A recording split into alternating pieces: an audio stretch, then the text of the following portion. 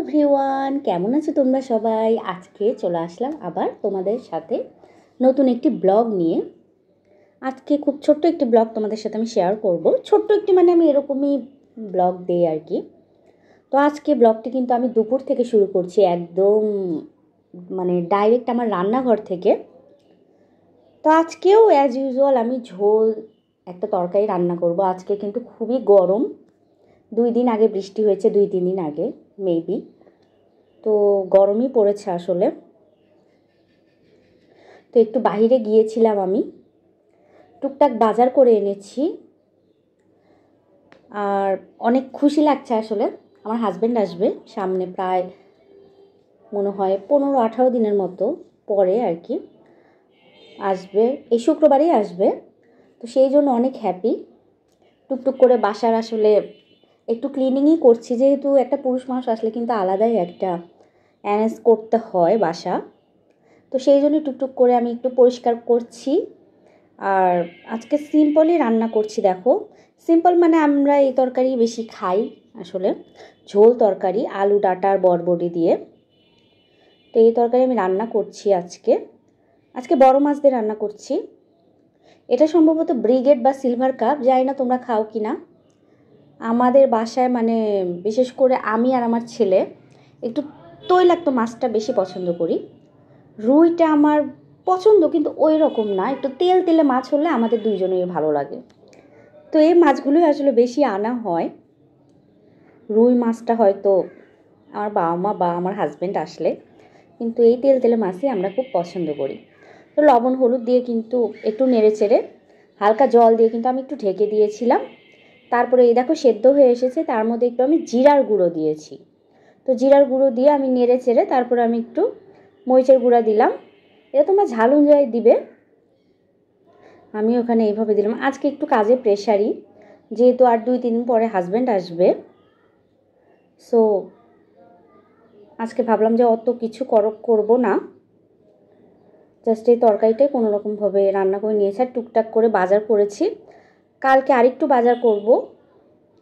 কালকে মুরগি কিনে আনবো, কারণ আমার হাজব্যান্ড আসতে আসতে আসলে দুপুর হয়ে যাবে। তো এসেও বাজারে যেতে পারবে না, শনিবারে আমাদের একটু কাজ আছে, ঢাকা যেতে হবে। সো আসলে ওর জন্য একটু প্রেশার হবে। আর রাত্রে আনলে আমি আসলে পরের দিন ঢাকা যাব, তো ওইভাবে ভালো লাগবে না। আর হাজব্যান্ড আসলে সারাদিন রান্না নিয়েই যদি পড়ে থাকে, আসলে ওর সাথে টাইম স্পেন্ড বলো বা হচ্ছে ও যে আমাকে আর বাচ্চাকে নিয়ে মানে আমরা সন্ধ্যার দিকে বের হই, সেটাও হবে না। তো চাচ্ছিলাম যে ও আসলে রান্নার ঝামেলাটা ওইভাবে না রাখতে, টুকটাক হয়তো করে দিব, কিন্তু মেইন রান্নাটা আমি সকালেই সেরে রাখতে চাচ্ছিলাম। তারপরে এই দেখো ঝোলও দিয়ে দিয়েছি, এর ভিতরে আমি মাছগুলো কিন্তু দিয়ে দিলাম। এই দেখো আমার তরকারি কিন্তু হয়ে গেছে। আমি আজকে খুব শর্টকাটে দেখিয়েছি, কারণ এগুলো আমি প্রতিদিন রান্না করি, এগুলো আসলে রেসিপি দেখানোর এত কিছু নাই। আজকে প্রচুর কাজ আসলে, তো অত কিছু আমি আসলে এডিট করারও আমি পাইনি। তো এই যে আমার রান্না,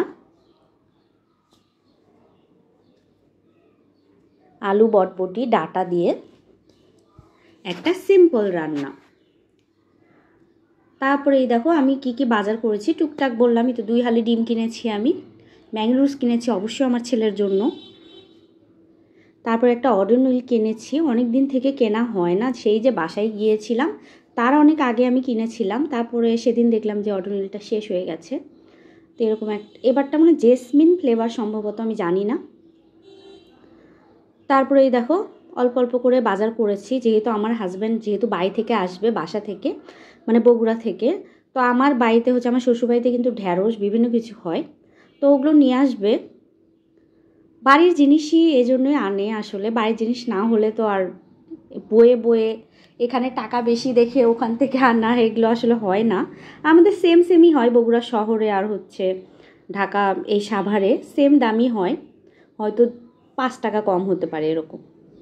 তারপরে এই যে আলু আনবেও, যেহেতু আমাদের বাড়িতে আলু করেছে, আমাদের বাড়িতেও আছে, আমার বাবার বাড়িতেও করেছে।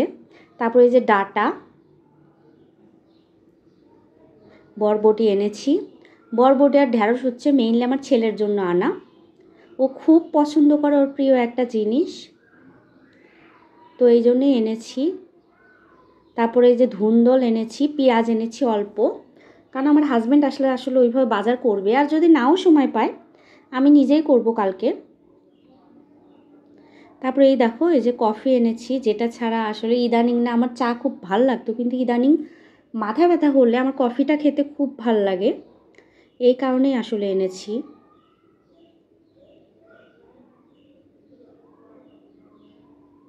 তারপরে দেখো এখন ডিমগুলো আমি একটু ধুয়ে নিব আর সব কিছু গুছিয়ে নেব ধীরে ধীরে, যেহেতু অল্প স্বল্প বাজার আমাদের এই 2 দিন হয়ে যাবে আরামসে, 2-3 দিন যেটুকুই আছে। তো এগুলোই আসলে কেনা, কালকে আবার হয়তো যাব, কালকে বা ও আসার আগের দিন আমি যাব আসলে, তাহলে একটু সুবিধা হবে, পেঁয়াজ রসুন বা এগুলো যেটুকু কেনা আর কি ওগুলোই আমি কিনে আনবো। আর সরিষার তেলটাও আমাদের বাড়িতে সরিষা হয়েছিল, সেখান থেকে আসলে ভাঙিয়ে আমরা সরিষার তেল খাওয়ার জন্য সরিষাটা করা হয়, তো ওইটাও কিন্তু বাড়িরই। গ্রামের বাড়ি আসলে এটাই এক সুবিধা, যেহেতু আমার শ্বশুরবাড়ি গ্রামে, তো অনেক ফসল সবজি এগুলো কিন্তু হয়, তারপর চালটাও আমি আমার বাড়িরই খাই, তো অনেক সুবিধা। তারপরে দেখো খুব সুন্দর একটা মানে দৃশ্য তোমাদের সাথে আমি শেয়ার করছি। আমি বারান্দায় সব সময় আমরা খেলে একটু যদি ভাত বাঁচে, ভাত নষ্ট হলে তো আর এখানে গ্রামের মতো গরু নেই, সো আমরা দেয়ালের উপর রেখে দিই, বা আমি বা আমার শাশুড়ি দুইজনই। তো এই দেখো কোনো দিন আমার চোখে পড়ে না, আজকে আমি দেখছি একটা পাখি এসে খাচ্ছে, তো সেটা মনে হলো যে ক্যাপচার করি, খুব ভাল লাগছিল। আমি বেলকুনিতে যাইনি, বেলকুনিতে গেলে হয়তো চলে যাবে, তা আমি এই দরজার ফাঁকা দিয়ে আমি এই দৃশ্যটা ধারণ করলাম। আমার যে খুব ভাল লাগছিল, ভাবলাম যে এর পরের দিন থেকে ওর জন্য হয়তো একটু বাটিতে করে জলও রাখবো, তাহলে এই গরমের মধ্যে হয়তো ওদের কিছুটা ভালো হবে, জল পিপাসা পাবে না। এরকম কিন্তু তোমরাও চাইলে একটু রাখতে পারো, কারণ প্রাণীরা মানে তারা কোথা থেকে খাবে আসলে যদি আমরা একটু না দেই। আর আজকের এই ব্লগের আমার সেরা মুহূর্ত এটাই, আমার যে খুব ভাল লেগেছে, কয়েক রকমের পাখি এসেছে আসলে। পর্যন্তই, তোমাদের যদি আমার এই ভিডিওটি ভালো লেগে থাকে কোথাও কোনো অংশে, প্লিজ একটি লাইক দিও, কমেন্ট করো এবং আমার চ্যানেলটি সাবস্ক্রাইব করে আমাকে এগিয়ে যেতে সাহায্য করো। বাই।